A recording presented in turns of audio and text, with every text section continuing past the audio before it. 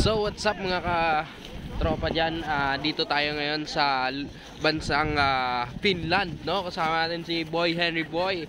And na-stuck tayo dito ngayon sa gitna ng karagatan dahil wala tayong icebreaker, no? And sobrang napakalamig dito. Yun, makikita mo snow. And papakita ko sa iyo yung gilid ng barko, no? Na kitang-kita na na-stuck talaga kami, no?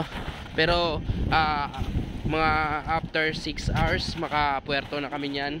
Tingnan nyo, gilid ng barko, no? Yun. Talagang na-stuck kami, nag-yellow na yung gilid. Hopefully dumating na yung icebreaker at makapunta na kami doon, no? Yun.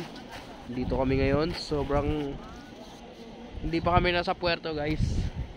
Nasa gitna kami ng karagatan. Yan, makikita mo lahat ng crew lumabas and lahat ng pasahero nandito sa labas, nagpi-picture kami because this only sometimes, no?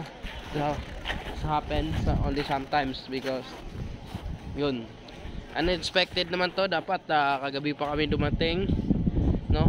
Pero itong nangyari, dito kami ngayon sa gitna ng karagatan, no?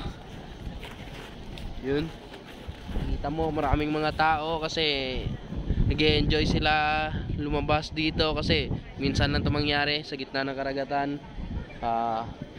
Magla-landing, yun, at dun yung gangway namin, no? Yung iba papasok, yung iba palabas. Yeah, it's a very nice place. Pero safe naman dito kasi chinek naman. And yun, makikita mo yun, solid naman yan mga tropa, solid.